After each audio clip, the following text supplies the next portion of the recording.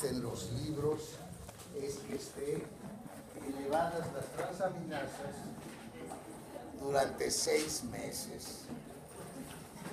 Hace tiempo se hablaba de que estuviera de 5 a 10 veces arriba de lo normal. Si lo normal es, máximo normal es 40, si estaba en 200,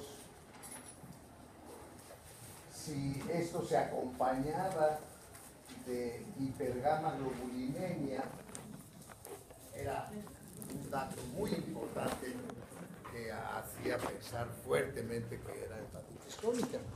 Esto ya cambió. Hoy día se dice que cualquier elevación de la ALT, aunque sea que dure 6 meses, debe ser estudiada. En general, los otros datos que están ahí, como células LE positivas, como anticuerpos antinucleares, antimúsculo liso, antimitocondriales y otros nuevos que se practican, son en realidad para el diagnóstico del autoinmune.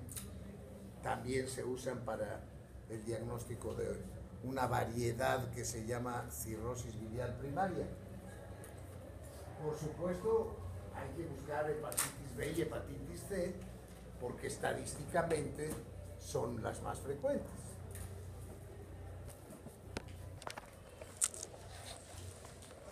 Muchos enfermos con hepatitis crónica terminarán en biopsia. Y el patólogo nos dirá si todavía es persistente como hepatitis aguda, pero no hay datos suficientes para decir que es crónica, si hay infiltrado de células mononucleares que no se salen mucho de la placa limitante, que no se salen mucho alrededor del espacio porta, con pocas células muertas y sin que se pierda la relación espacio porta vena central, que es lo que llaman arquitectura. Lo que preocupa cuando se habla de una enfermedad que probablemente es progresiva es cuando la placa limitante está rota, es decir, cuando hay estas células inflamatorias normales, linfocitos principalmente, fuera de la zona que rodea al espacio porta y se mete entre las placas de hepatocitos. Cuando la arquitectura se distorsiona por colapso de los lóbulos, se juntan espacios porta con espacios porta, aumenta el grosor de la capa delgadita de tejido conjuntivo normal. Si además hay muchos datos de células que se están muriendo o están muertas, o se aparece fibrosis, si aparece una cantidad de fibras mayor que lo normal, eso es un dato muy seguro de que esta es una enfermedad progresiva y a eso le llaman hepatitis crónica A. Entonces tiene que quedar muy claro que el paciente con hepatitis crónica, para poderse manejar adecuadamente, en la mayoría de los casos va a requerir una biopsia. Cuando la enfermedad no está muy avanzada, se ve como en este ejemplo, no sé qué hicieron con el famoso señalador electrónico. Acá está. Ah, ¿es de tu coche o qué? No, pero estaba ayer ahí sobre la mesa y Se va moviendo. no se fuera No se lo extraviar. Eso. Entonces, aquí ven el tejido inflamatorio, que aquí hay un espacio porta, pero en general las placas de hepatocitos se ven bien. En cambio aquí, esto ya se parece a la de mi amigo Álvaro. La fibrosis está muy aumentada. Esta es una tinción para fibrosis que se llama tricrónico de Masson.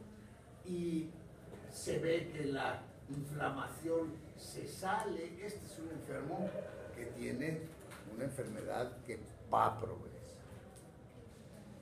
Hace unos años, ya bastantes, estudiamos todos los enfermos con enfermedad crónica del hígado del Hospital General internados en un año. Fueron 56 Y como ven, la mayoría tenían enfermedad por alcohol y un número grande tenían lo que llamábamos en aquel tiempo criptogénica. ¿Qué quiere decir criptogénica? ¿Qué? ¿Congelación? No. ¿Qué quiere decir criptogénica? ¿Qué quiere decir criptogénica? Nadie sabe qué quiere decir criptogénica, pero no les importa, les da igual. Quiere decir de causa desconocida.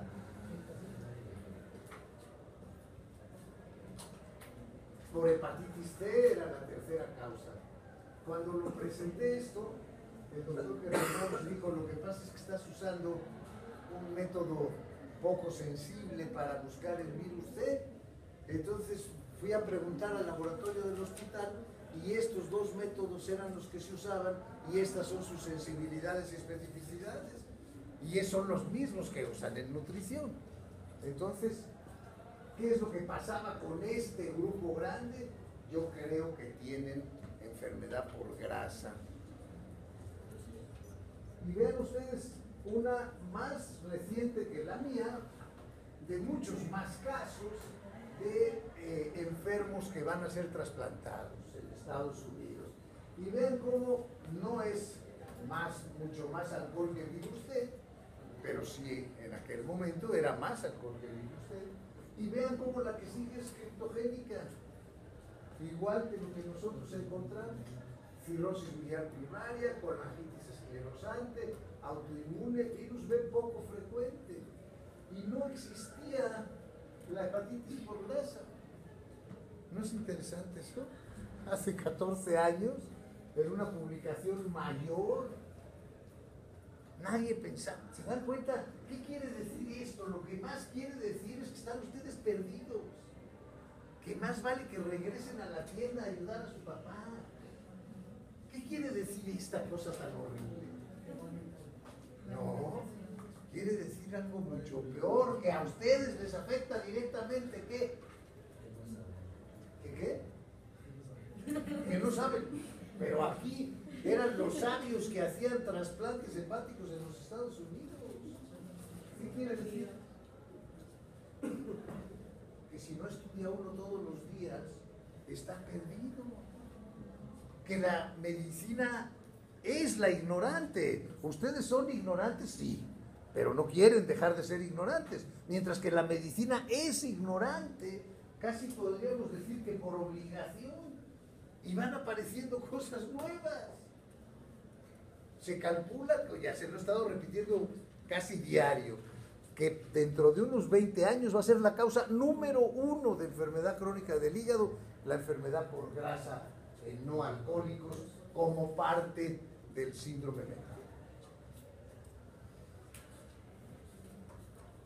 En México ya hace muchos años se prohíbe usar sangre por la que se pague y se usaba buscar cuando se descubrió el antígeno de superficie de la hepatitis B. Después se decidió que tenían que tener transaminasa normal y anticuerpo contra la hepatitis C negativa.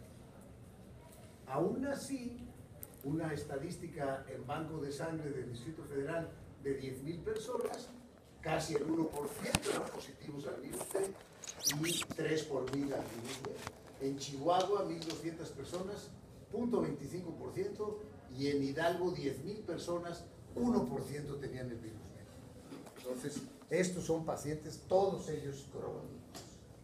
Acuérdense que el virus B en el mundo, no en México, afortunadamente, es una de las causas más frecuentes de enfermedad del hígado. Y acuérdense cuáles son las fuentes de transmisión, porque aunque no sea muy frecuente en México, sí existe y son las mismas fuentes que todo el mundo. Entonces, sí, a ver si logro que se aprendan eso, 85-90% se curan espontáneamente, pero 10 a 15% pueden terminar con enfermedad crónica, con cirrosis y con cáncer. Y debemos detectarlos, porque tenemos tratamiento. Muchos de los que progresa la enfermedad crónica no tienen ictericia, entonces todavía es más difícil hacerles el diagnóstico. La enfermedad aguda no se caracteriza por ictericia. Y en cambio, los que sí les hacemos el diagnóstico son los que se curan o los que, el pequeño grupo que tiene hepatitis fulminante y se puede morir. Entonces estos enfermos algún día alguien les busca el antígeno de superficie y, oh sorpresa, está positivo. ¿Qué es el antígeno de superficie? La chamarra. Si hay antígeno de superficie, ¿qué piensas? ¿Que te encontraste con el vestidor del virus? ¿Qué piensas? ¿Que tuvo en pasado? ¿Qué tiene? ¿Que el virus está ahí? Y si nada más están los anticuerpos, entonces sí habla de que... Si están anticuerpos, si no está el antígeno, ahí sí puedes decir tuvo. Este es el enfermo que hay que hacer algo para que no le dé cirrosis ni hepatocarcinoma. Este enfermo se puede sobreinfectar con hepatitis A o C o con el agente delta. ¿Cuál es el agente delta? Pues algo que le dé, que le predispone, que le dé más. Algo que le predispone. A ver, se murió de risa acá. A ver. Es un virus incompleto, por eso no se llama virus D, que causa la hepatitis D. ¿Qué logró hacer el bien nutrido? Ver rápidamente sus apuntes. Está bien. Está bien. El chiste es saber dónde está. Entonces, cuando un enfermo con hepatitis B se infecta con el agente delta, le da hepatitis D. Y eso le da una enfermedad de progresión más rápida. Entonces, nada más acuérdense de que si han pasado meses o años y está positivo el antígeno de superficie, el enfermo tiene hepatitis crónica y hay que estudiarlo. Es lo único que tienen que saber ustedes. Yo no quiero que se aprendan los diferentes marcadores, pero sí que recuerden qué es el antígeno de superficie y qué significa. El virus T es mucho más frecuente en Estados Unidos y en México que el virus B. Ya hablamos de él al hablar de hepatitis aguda. En Estados Unidos 1.8% de la población tiene la enfermedad crónica. En México se calcula entre 1 y 2%.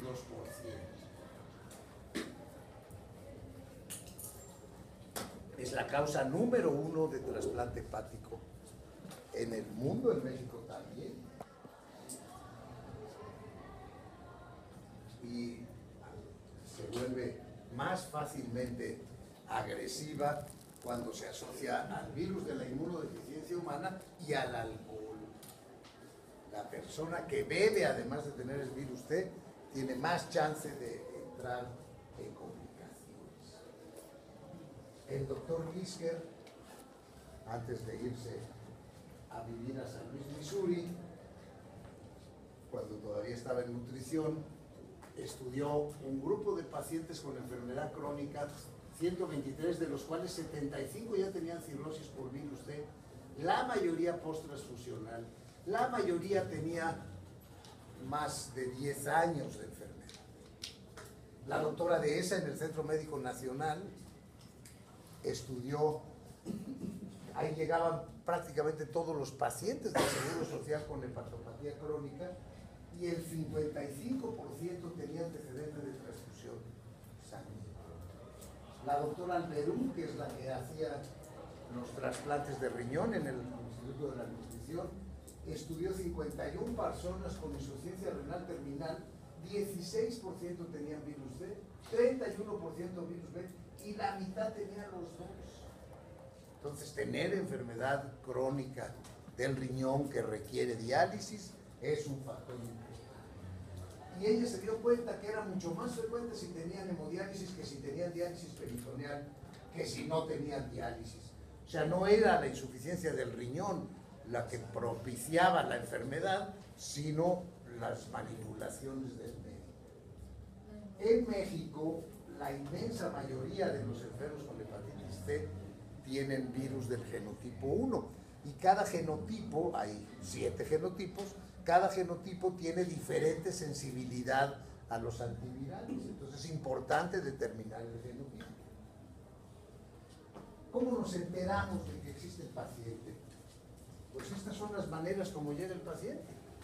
A veces, y en estos tiempos que los laboratorios Chopo, que son unos individuos violadores de la ética impresionantemente, ofrecen al paciente que llega ahí ingenuamente, como es de cadena, debe ser bueno. Eso es increíble, ¿no? Como si McDonald's fuera bueno.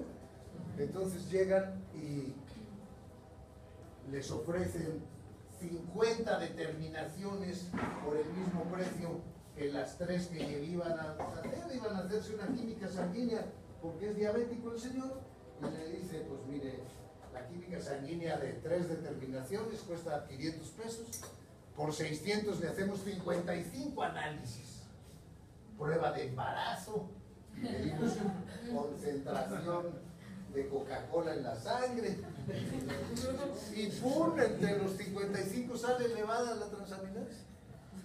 Y entonces lo único que logran es espantar al paciente.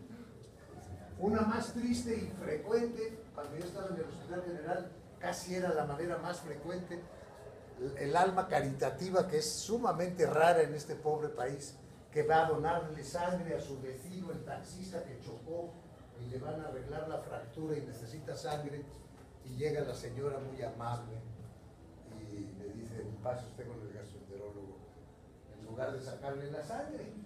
¿Por qué? Porque le encuentran el anticuerpo positivo o le encuentran elevada la transaminasa, porque a todos los candidatos a donador se les mide antígeno de superficie de la B, anticuerpo de la C y transaminasas. De vez en cuando un médico bueno, o sea, no un alumno de Nogueira, le encuentra el hígado grande o el vaso grande a un paciente que va por otra cosa. O lo encuentra ictérico. O ahora que nos han insistido tanto en que busquemos hepatitis C, a los cirróticos alcohólicos o de cualquier otro origen, les pedimos a todos anticuerpo y de vez en cuando nos lo encontramos. ¿Y las inmunizaciones no te aparecen, por ejemplo? ¿Las qué? La inmunización, si la persona que va a transfundir ya se vacunó, ¿no le aparece? ¿Aparece qué? ¿Aparece el antígeno de superficie?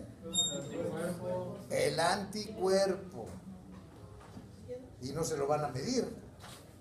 Lo único, porque sale muy caro, lo único que le miden a un potencial donador supuestamente sano es antígeno de superficie. Si tuviera vacuna o hubiera tenido la enfermedad y se curó, tendría anticuerpo contra el antígeno de superficie. ¿Sí se entiende? Sí. Pero no el antígeno de superficie. En 20,000 reclutas, o sea, jóvenes sanos, porque vivimos en un mundo tan absurdo que para mandarte a la guerra que te maten, tienes que ser joven y sano. ¿Por qué no van los viejos enfermos? Sería mucho más interesante. Y ellos son los que crean las guerras, son ellos. Pero, si no ves bien, si tienes una miopía importante, ya no vas a que te maten. Y si tienes cualquier enfermedad, tampoco. Entonces les hicieron toda clase de análisis y se encontraron en estos 20,000 casi 100 con pruebas de función hepática anormal, principalmente ALT elevada. Les hicieron estudios a los 100, al fin es el ejército de los Estados Unidos, y hasta biopsia. Solo en 12 encontraron causa. Esto quiere decir que en muchos la elevación de la transaminasa probablemente no tenga importancia, pero es nuestro único método de saber. Y la causa más frecuente fue hepatitis crónica B o C, autoinmune, y algunos tenían cálculos. Y la mayoría se quedó sin diagnóstico. Así es como es. Aquí, por ejemplo, en cambio, estos son voluntarios que van a donar sangre, y aquí prácticamente a la mayoría le hizo diagnóstico. ¿Por qué? Porque el otro grupo son hombres jóvenes, bastante jóvenes, entre 20 y 25 años, y en cambio los donadores hay de todo. Y vean ustedes, la causa número 1 fue entre hígado graso y alcohol. y luego hepatitis C. O sea, ya empieza a aparecer en el año 2001 la conciencia de que el hígado graso en no alcohólicos es un factor importante. Entonces, insisto, a ver si logro que se les quede en el cerebro, la infección por hepatitis C solo se cura en aproximadamente el 15% y no deja inmunidad. En el otro 85% se vuelve crónica, rara vez con transaminasa normal, y eso vuelve las cosas más complicadas para hacer el diagnóstico. La mayoría tiene transaminasa elevada, la mayoría progresa, aunque lentamente, la enfermedad a fibrosis, cirrosis, complicaciones de la fibrosis y la cirrosis, hepatocarcinoma y se muere. Aquí está otra vez con el sistema que decía un maestro que yo tenía en la UNAM, que decía: la manera de enseñarle a una bola de inútiles es la misma de dedicarse a tirar lodo a la pared. La mayor parte se cae, pero algo se queda si tira uno mucho. Entonces, repito, los que se vuelven crónicos, la mayoría tienen transaminasas, la mayoría progresa a la enfermedad y progresa a las complicaciones de la cirrosis, a un hepatocarcinoma en un pequeño grupo, y se mueren tanto de complicaciones de la cirrosis como de cáncer. Y depende de la gravedad del cuadro inicial. Y esto es lo que vemos. Pacientes que ni siquiera se dieron cuenta del cuadro inicial, tarda muchos años en presentarse la cirrosis, que es esta raya de aquí. En cambio, pacientes que hubo un cuadro de hepatitis, a los 20 años tienen cirrosis todos. Y pacientes que tuvieron una hepatitis seria que se diagnosticó, a los 10 años tienen cirrosis todos. Entonces, esta es la progresión de esta enfermedad. Y una vez que ya tienen cirrosis, van año con año hasta llegar a un 30%, teniendo las complicaciones que vamos a analizar a lo largo de los próximos días, que son ascitis, varices que sangran, encefalopatía, muchos se ponen ictéricos y muchos tienen varias complicaciones al mismo tiempo. Una vez que aparecen las complicaciones, se mueren a muy buena velocidad. Mientras no aparezca la complicación, aunque tengan ya cirrosis, no hay razón para morirse y se mueren despacito. Pero una vez que aparece la complicación, por ejemplo, a los 3 años ya se murió la mitad, la mayoría se mueren por enfermedad del hígado. Se mueren por cirrosis y sus complicaciones o por cáncer. Todo esto tiene por objeto que pensáramos que si tomamos al enfermo aquí y le damos tratamiento, aunque ya tenga cirrosis, matamos el virus y a lo mejor la progresión es menor o más lenta, porque en esta enfermedad que se llama hepatitis autoinmune, que le da más a mujeres, aunque también le da a hombres, que en general le da a personas alrededor de los 40 años, si no, aquí hay un trabajo de la Clínica Mayo que para demostrar si de veras servía de algo el tratamiento, a unos les dieron placebo y vean ustedes que a los 2 años ya se había muerto la mitad. A otros les dieron azatioprina, nada más, un inmunomodulador. A los 2 años se había muerto como el 30%. A otros les dieron prednisona y 90% estaba vivo a los 2 años. Y a otros les dieron prednisona con azatioprina y la mortalidad todavía era menor. 95% estaba vivo a los 2 años. Entonces queda claro con esto que si yo detengo la historia natural de la enfermedad, puedo curar al paciente y puedo evitar que se muera. Entonces queda muy claro que si yo diagnostico una hepatitis autoinmune o la sospecho, tengo que seguir haciendo el camino necesario para averiguar si de veras la tiene y para que se le dé el tratamiento, que no es fácil de dar, no es caro, pero no es fácil de dar, tiene muchos efectos secundarios, hay que saberlo manejar, porque se da durante 2 años. Entonces, en resumen, El paciente tiene hepatitis B crónica, tenemos un montón de drogas, desde la ya muy conocida interferón alfa, que se inyecta un par de veces a la semana por meses, hasta drogas por vía oral que matan al virus.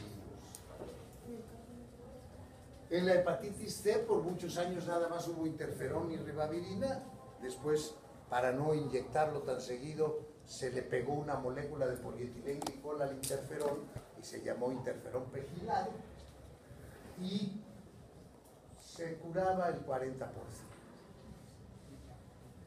Entonces se pusieron a buscar y ahora ya llegaron a México, como les dije ayer, antivirales directos, muy poderosos, muy caros y que van a cambiar la historia natural de la enfermedad cuando los avariciosos laboratorios cambien su actitud de ganar dinero a como de lugar. Pero ya hay en México, hay una combinación de 4 antivirales que se tiene que usar con ribavirina, pero es la que cuesta 800,000 pesos el tratamiento de 12 semanas, y en Estados Unidos ya hay uno que se llama Herboni, el nombre comercial, que tiene 2 de los más poderosos y pronto va a llegar a México también. Entonces, lo que tiene que conocer el médico general es que, a diferencia de lo que pasaba hace unos pocos años, si yo encuentro la causa de la enfermedad crónica del hígado, la puedo curar.